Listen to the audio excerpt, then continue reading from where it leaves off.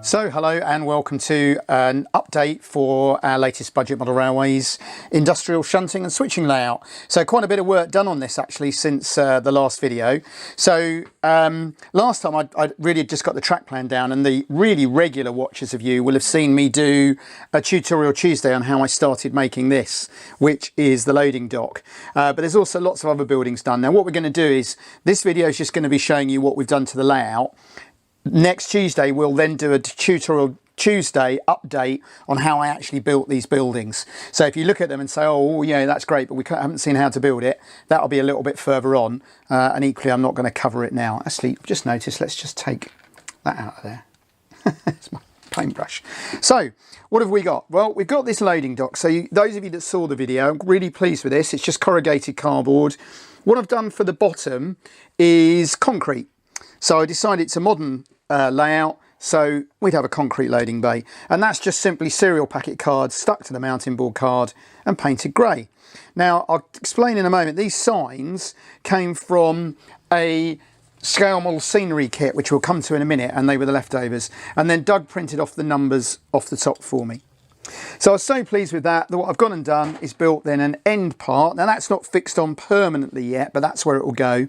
So I wanted to do something really different. We've got a really bright green, because we don't really see that on model railway layouts. They tend to be a bit duller. And driving the other day through an industrial estate, I saw how a lot of these buildings are actually made of brick with panels on. So that's what I've done there. Door the same. Air conditioning units, we got the idea again from the scale model scenery, but Doug's 3D printed these. I don't suppose many people want them, but we're going to put them on the website as packs of 3 for anybody that wants to build more modern buildings. You've got these rather nice little air conditioning units now to sit on the side there. So then I've then built a simple loading dock there, again out of cardboard. I'll just take those bits off and then I can show you the construction. Really couldn't be any simpler. Half an hour's work that actually. That'll be painted grey. I've got a little forklift there, and that's one of these Saiku, and these come from toy shops, and I got mine from garden centres, not very expensive. So I've got a nice forklift there. The rail liner wagon's a bit unusual. I think, according to a book I read, they only actually built one of those in real life, but I rather like it, and I only paid £4 for it, boxed, from Classic Rail, which to be frank was a bit of a bargain when these bigger ones are going for about £10 or £15.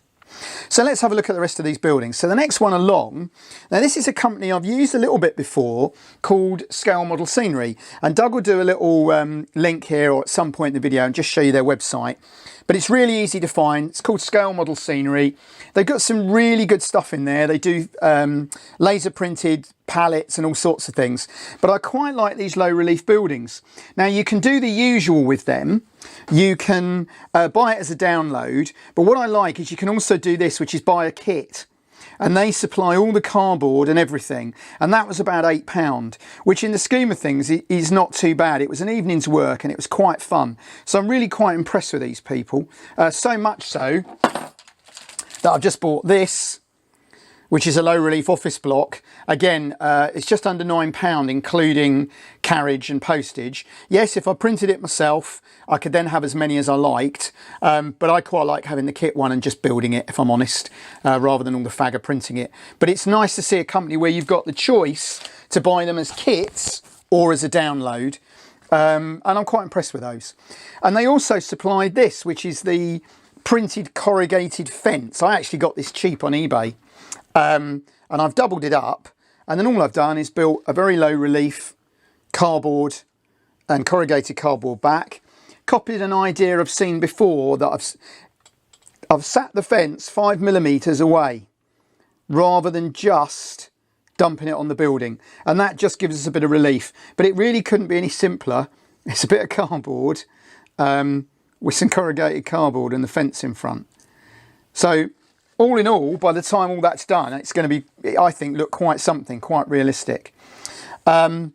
A little bit of a change down this end. I've taken the loading dock away here and taken the fuel tank that was at the other end and put it this end. So I can still use this then for fuel trucks, and I can also use it as an overflow for the other sidings. These wagons, Doug can get a bit more of a side shot. These are the old Hornby Kellogg's, McVitie biscuits, Red Arrows, all sorts of strange things. I picked these up for about £3 each, repainted them a really bright colour, redid the roofs. You can get these quite cheaply. Don't pay the silly prices some people pay for them. And they're actually a rather nice, free-running, slightly smaller VDA style wagon. So I'm quite pleased with those. Perhaps somebody can tell me if in real life that's an actual wagon. Not that I care, obviously, because that's not how we work on this channel. And a little bit of a oops, I got it wrong story. I came down here the other night to run a few locos. Actually, I came down to, I've got a new Mahano loco, that's the body. Couldn't get it to run. Put another loco on, that wouldn't run. So obviously it's the layout. Changed all the wiring, no joy. Changed the controller and put some wires on a rail, and it sort of worked. It did at least mean I got one of our controllers wired in. And guess what the problem was? This little Metal Engineers set square that I mentioned, because it was like that, and it's metal, and it touches both rails and shorts everything out.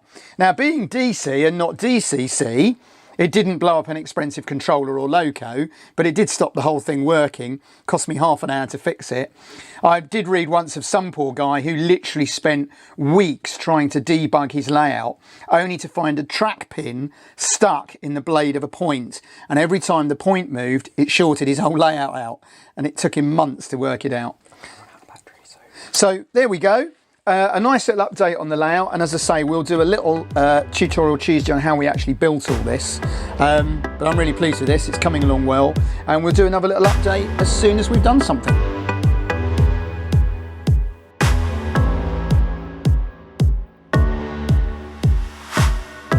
Hi, thanks for watching the video and for the nice comments. Click on the left for a previous video in this series, click on the right for another video you might enjoy, and please don't forget to click to subscribe, like, comment, etc. Thanks again.